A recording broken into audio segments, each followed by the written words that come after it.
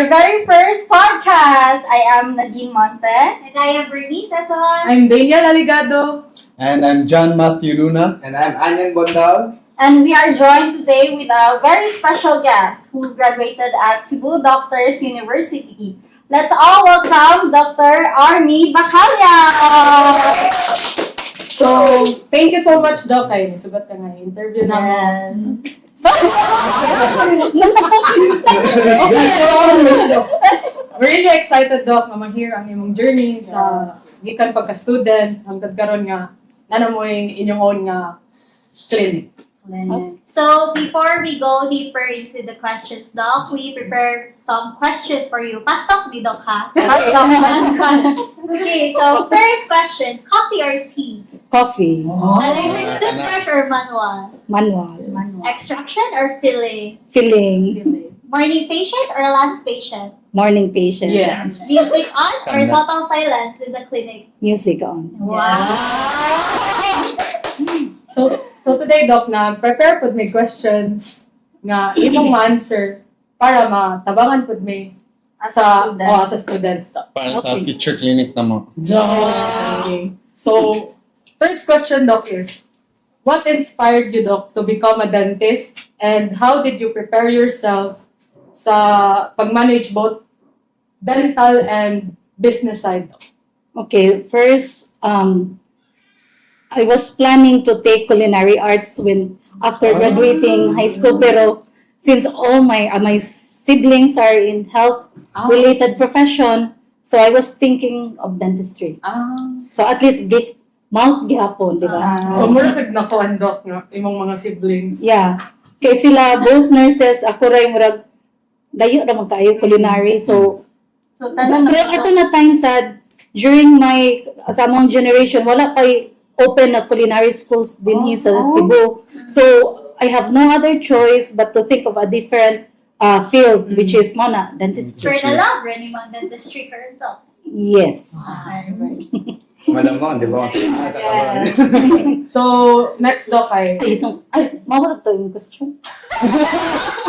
clinical and Ang business clinical and business side. Okay. Sa clinical side, also, preparation ako after graduating, after taking the board exam, wapa na uso sa amo ang time na mo apply right away og work. But ang amoa is more of mag-observe sa clinic. So maraming nag-OJT. Yes. Kay mag-OJT murag ang ako ang plan kay wala man jud sa amo ang family na naay dentist. So ang ako ang gitan-aw is unsaon nako kung ako mag-put up og clinic, unsaon na niya ko pag-manage. So ang among kong gibuhat nag-apply ko sa isa ka dental clinic na mausap to sa sila husband and wife. Nga to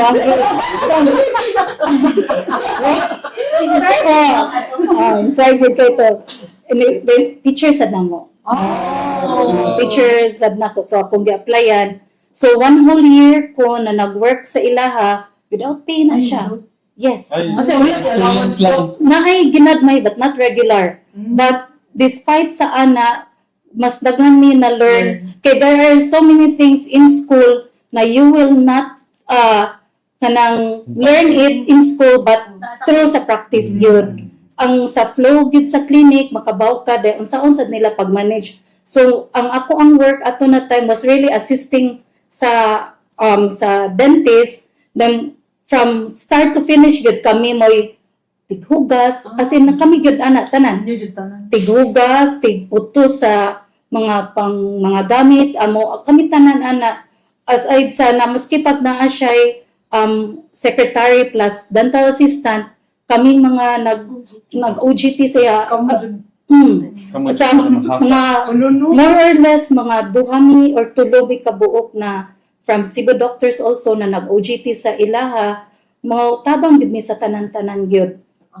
Then dapat on the day makabaw mi daan unsay patient sa amo ang dentist amo tan-awon unsay prepared na unsa ni kanang treatment plan niya. Kami na nakaset sa tanang instruments. So Andam na gidaan. andam na jud as in dili na mo sulti ang dentist sa mga hatagi ko sa aning butanga akong sunod buhaton ani diretso mihatag. So, Doc, So- as a procedure, Doc, about your counseling. Yes, awareness. Yes, kay Yeah. kung like for example new patient mag-oral exam so makabaw na after maka check up si doc ato kami na mo hatag og treatment plan plus pila ang costing dayon i-present na niya sa ihang patient sa next appointment niya. So dito na mo nakita na lahi gyud di ay ang practice og sa imuha lang gyud na learn through theory. So lahi gyud siya. So helpful gyud siya sa ako ang part na inaana which is akong nakita karon sa new generation which is totally different from ours kay but there's a good side also ha sa new generation is they are very aggressive pero kami sa amo ang generation is more of kanang conservative mi og marag alanganin pa mi mo push down og into practice without knowing sa unsa kay flow gyud sa clinic. Dili diretso Yeah. Doc. Yes. Listen, guys. So next question, Doc, ay, what are the biggest challenges in managing a dental clinic? I think mostly ang time management. So dapat jud aware ka daan unsay sa mo ang practice dinhi by appointment gud mi. So kabaw na mi daan sa unsay mga how long the procedure would come out, like for example mingon kag kung makaya kani kung cleaning lang ani ang estimated na time. So kabaw na ka sa next na appointment na kay enough allowance kay dili mi ganahan na mag-waiting Maghuwat ang on next patient kay sometimes man akong ma-observe labi na sa ubang mga clinic na taas kay ang waiting time kung ikaw ang pasyente kapuyan ba ka kung naa po sa kay laing lakunonon. Pero mo na akong another observation is kung dental ka o medical it's totally different kay ang mga pasyente sa medical they are willing to wait even for 2 to 3 hours or the whole day. But sa dental it's different. Impatient ang mga pasyente may balik lang po. Easy ra kaayo nila mo cancel og appointment unlike sa medical doctors which is unfair sa atoa na side. Murag ang tan-aw gyud sa tao sa atoa is totally different. Dili doctor Dili jud. Yes. doctors. Dili ta doctors which is unfair. Very. So next question, Doc, kay how do you handle scheduling patient flow and time management to keep your clinic running efficiently? So mao na as I've said previously, dapat aware na mi daan sa unsa na procedure among buhaton ana na day. Usually sa first timer na patient is mao na consultation lang sa then discuss unsay mga possibilities na treatment, mahatag kag treatment plan. So para sa next niyang appointment kabaw na maka-estimate na ka. Diretso na lang. Yes. Pila pud na ka minutes usually, Doc, sa first patient good? Usually pero naman yung ubang patient could na mohang yan na diretso. So sometimes you have to kuan na gyud ka sa imong own management na unsaon nimo pagpa-stop ingon ka kapuyan nga for sure kabaw mo kapuyan ang pasyente na long procedure. So mohatag na ka at least og allowance mga pilara before sa next nimo na patient or imo gyud sa next appointment maora ni atong buhaton for now kanilang sa cleaning lang usually man consultation cleaning will go together. Yes. Unless kung first time na patient na maingon din magpapasta ko kay kabaw gyud siya na siya pastahanan so possibility is na siya previous na dentist and ni anha lang sa imong clinic. Yes. So ang sunod nga question, Doc, kay tago man ang clinic.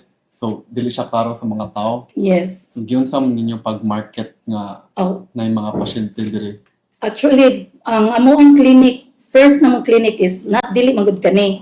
So Now we know. sa nami clinic sa Fuente previously so mas smaller to siya mao to amo ang first gyud namo na clinic ni Clint.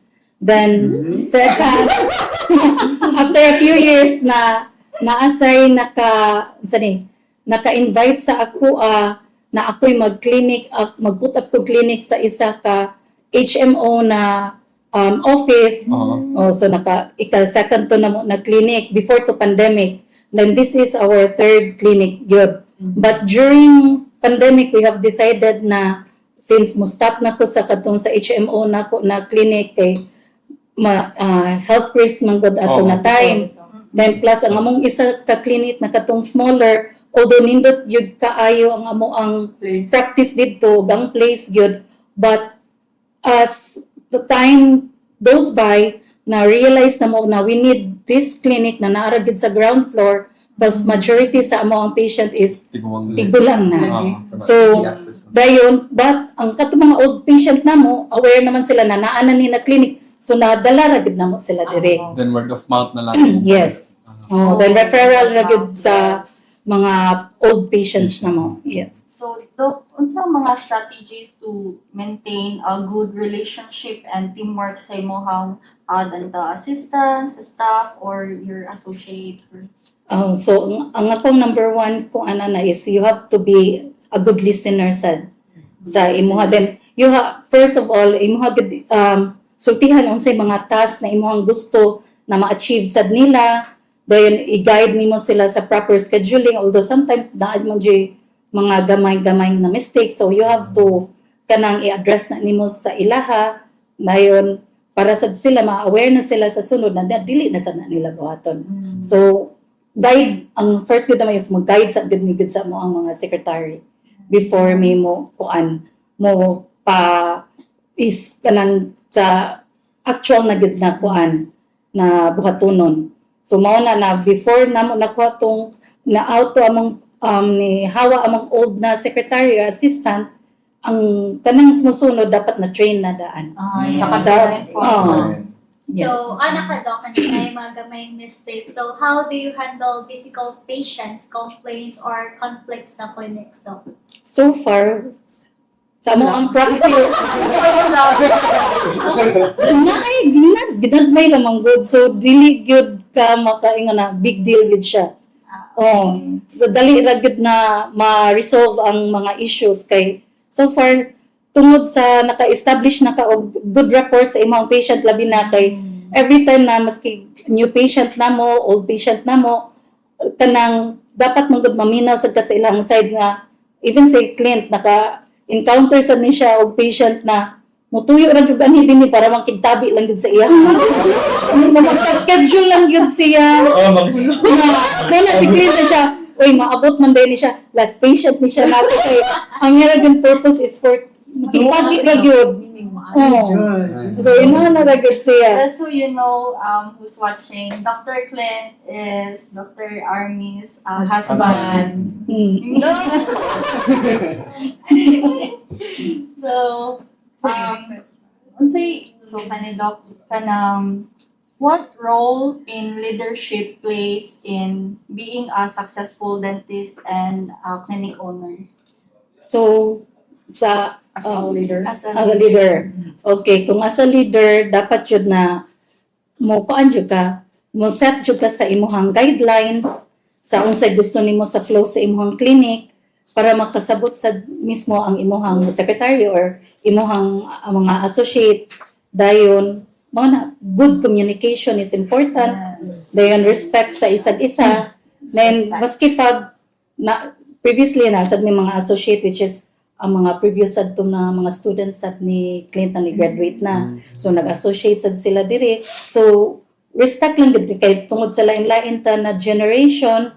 So you have to deal sad gyud sa ilahas ang different way of thinking ug approach sad. Yes. Lahi na gyud. Dili na kayang kalat. So, kanang yun sa ito pag-ensure ang kanang quality sa patient care while gina-maintain na to ang kanang sa business side nga practice. Okay, ang quality of care is number one is kinahanglan yun mo mag-attend kanunay og mga seminars og mga trainings dayon up to date sad ka sa new materials kay constant yun ang change. Yes. Then dako kay investment. Dugay-dugay sad yun. Dugay-dugay sad yun. Labi na karon na sa amo ana side na kami older na wala mi aning inyuhang kaning mga social media which is amo ang kakompetensya is ang ubang mga dentist na up to date kay sila tanan silang social media. Yeah, marketing gid ila grabe ang strategy na sometimes mag-wonder me how about ilhang quality of work. Oh. Kay kasagaran So- manggod daghan kay clinic, marketing lang magdaog. Yeah. Yes. Mao gyud may just murag kana na side, murag dili may pa open ana na side, mao na kung unsa among naanda na flow sa amo ang clinic, then by word of mouth lang gid sa among mga pasyente, then mao na ang skills gyud. Number one is skills, so you have to keep on practicing. So, unsa ang mga advice kay may kahatag na mo dok about sa skill usa mi mo enter sa professional practice? If you will take sa based sa akong experience kadto, para nako number one o nakatabang nako mag OJT. Pero mao lang na gyud ang sa amuan sa unang panahon with maski wala mi alawa or gamay ra kay hinatag sa amua maski mag whole day ni wala na mo gimind during my time Ang bayad. ang bayad wala gid sa amo wala mi think of kanang monetary ato na time because we want to learn. Kaya ang pag-learn is dili man na nimo makuha lang through kanang kwarta-kwarta lang dali ra na kay ang gipang-apas na ninyo I know na many na after graduating gusto jud dayon maka-earn para makabawi mo makatabang mo sa inyong parents, but then again inyong hunahunaan is unsaon ninyo pag-manage kung kabuna mo na adiha kay kung sa actual na set up gyud lahi gyud siya totally different sa katong pag-estudyante nato giunsa nato pag-manage ato ang mga pasyente. Wala ganun din. Unsay same experience to. Unsay kanang pinaka-important nga lesson na about practice management as a that every future dentist na makibalo gyud. I think ang kuan ra gyud kanang good communication, establish good rapport sa imong pasyente, then you have imong integrity as a person. Importante gyud nga integrity. Oh. Kay kung wala na siya, wa jud mo balik na pasyente nimo. Okay, isa ra man ang buhat. Si Doc ko nga. Mari ra kay makikita. Probuyag mo. Di ari mo makita na ang mga pasyente bisag kanang wala gid gusto ipa-work, gusto na lang gid mo anak ragkalit sa imo. Then Mayo jud. then blessed ra sad mi na mga tarong ra sad mi mga pasyente sa Dios. So, thank you, Doc. We appreciate it, Doc. Isagot ka. Hopefully na Isagot ka, Doc. Daghan kami na-learn. Mag-OJT namin. Yeah, hindi namin dok. So, for our token of appreciation, Doc, nami hatag nga cake! Belated happy anniversary! And Happy Mother's Day! Thank you. So, wala na kay additional message dok para sa itong mga viewers. For future dentists? Mga future dentist. Siguro I think dako sa gyud maka-help ang social media. Mora sa gyud akong kuan labi na sa inyo na generation I think Sa TikTok dok. yes. Na. TikTok pod mo, Doc. Dili kaya ng power. Kani do, social media. Social media. Podcast. So, Thank you. thank you, Thank you so Doc. much. That's all for today's episode. See you on the next one!